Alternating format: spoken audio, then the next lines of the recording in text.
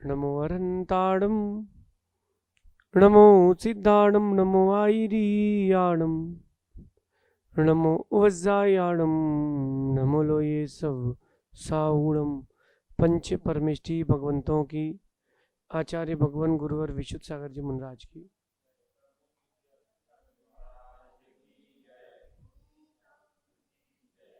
या हम सभी अपने जीवन में सुख की अभिवृद्धि के लिए नीति के विषयों का श्रवण कर रहे हैं।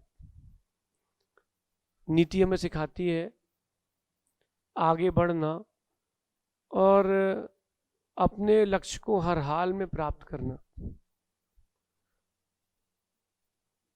जब भी आप कहीं चलोगे तो ऊपर नीचे उबड़ खाबड़ ये रास्ते मिलते ही हैं, लेकिन पीछे हटने की वजह अपन आगे बढ़ें, और आगे बढ़ने से रास्ता बनता है और मंजिल मिलती है।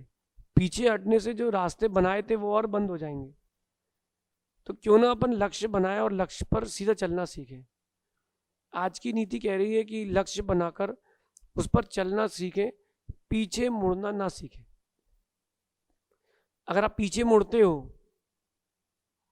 तो आपकी गिनती महापुरुषों में नहीं आ पाएगी। अगर आप चाहते हो कि मैं बड़ा व्यक्तित्व बनूं तो आपको फेस करना पड़ेगा। सुख दुख, दुख सुख एक जीवन के हिस्से हैं, और ये ना हो तो जीवन ही नहीं है। दुनिया का ऐसा कोई भी व्यक्ति नहीं है जिसके जीवन में दुख ना हो। आप बड़े से बड़े व्यक्ति के पास चले आओ, प्रधानमंत्री के पास चले आओ, तो वो भी बोलेगा कि दुख है। दुनिया में ऐसा कोई नहीं जिसके पास दुख ना हो। करोड़पति के पास जाओगे तो उसको भी दुख है। देश के सबसे बड़े अमीर व्यक्ति के पास जाओगे तो बोलेगा कि मेरे बेटे को ऐसी बीमारी है जो ठीक नहीं हो सकती। जो अपनी पत्नी को 100 करोड़ की कार दे सकता है, वो क्या अपने बेटे के का इलाज नहीं करा सकता? हर किसी के पास दुख है, क्योंकि जीवन का पर्यायवाची नाम ही दुख है। लेकिन उन सबको हटा करके लक्ष्य बना करके जीवन जीना चाहिए। पीछे मुड़कर नहीं सीखना, नहीं देखना चाहिए, क्योंकि आधा रास्ता तय कर कर जो लोग लौट जाते हैं वो ये कभी सोचते नहीं कि आधा तो तय कर लिया था। जब आधा लौट रहे हो उससे अच्छा आगे का आधा और चल लो, उससे अच्छा आगे का और चल लो तो लक्ष्य मंजिल तो मिल जाएगी। वो आधा लौट जाते हैं जो लोग, फिर वो असफल लोगों की श्रेणी में आ जाते हैं। यद्यपि ये बात जीवन में उतारने में बहुत मेहनत लगेगी। जब हमने पढ़ाई चालू की थी कन्नड़ा की, और ये अपना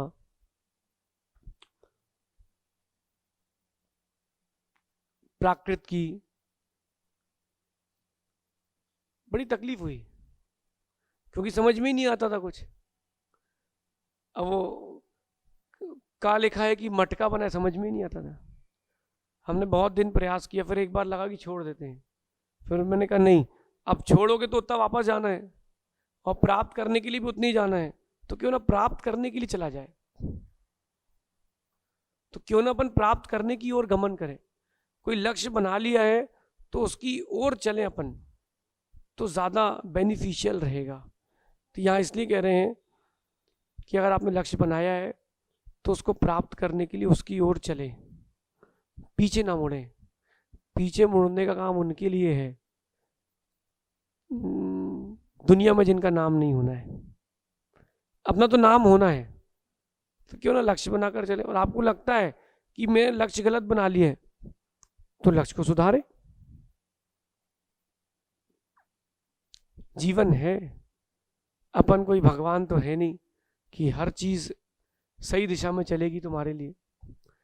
भगवान बनने वाले लोगों के लिए भी सही दिशा में कहाँ चली। राम के जीवन में दुख था कि नहीं? नहीं था। बताओ कितना बड़ा दुख था। सीता से विवाह हुआ बड़ी मेहनत से, सीता को लाए घर तक बड़ी मेहनत से, लाए, वनवास हो गया, फिर वन में चले गए, बहुत मेहनत लगी। फिर रावण ले गया तो छुड़ा के लाए तो मेहनत लगी।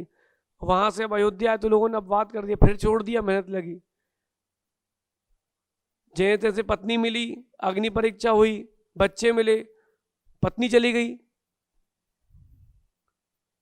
जब राम जैसे भगवान बनने वाले जीव को इतनी मेहनत लग गई है, फिर अपना क्या होगा? चाहे भगवान पारसनाथ हो या महावीर स्वामी हो, मेहनत तो सबकी लगी है, बस वो अपने लक्ष्य पर लगे रहे। अगर आप बड़ी सफलताएं चाहते हो तो लक्ष्य बना करके, अक्ष्य उसमें बना करके रखो। जीवन में दुख सुख आते थे, आते रहेंगे,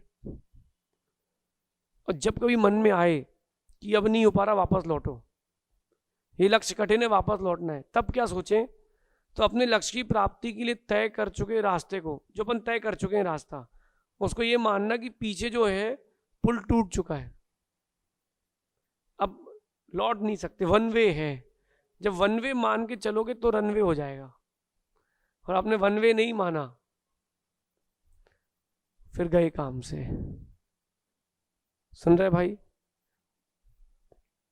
छोटी छोटी चीजों में व्यथित ना होकर के लक्ष्य को देखें, बड़ी सफलता मिलेगी। ये आज की नीति है कि लक्ष्य की प्राप्ति कैसे करें। जो लोग सोचते हैं ना कि छोड़ दो, पीछे मुड़ जाते हैं, नहीं, बिल्कुल नहीं मुड़ेंगे हम प्रकृति को अपने लिए मोड़ेंगे। इतनी गर्मी चल रही है, धूप है, लू है, आग बरस रही है, अपना बिहार चल रहा है, लक्ष्य बना लिया है, अपन को भीलवाड़ा चतुर्मास के लिए जाना है, लक्ष्य बन चुका है तो चल रहे हैं। लक्ष्य बना करके जी लिया है तो मिल जाएगी मंजिल। और कहीं आपने सोचा कि अब रहन तो दो, अब रहन तो दो, क्या करना, नहीं जाते, बस वहीं से आपकी असफलता। और दूसरी बात क्या हो जाएगी विशेष चीज की, आपकी प्रामाणिकता चली जाएगी। जो आपकी प्रामाणिकता चली जाएगी वो सब कुछ चला जाएगा। एक बार व्यक्ति का आपसे विश्वास उठ गया, फिर कुछ नहीं बचेगा। कह रहा है, बोले ये तो पीछे मुड़ जाएगा, भी रहने दो, उसको काम मत दो, ये बाद में मना कर देगा, आधे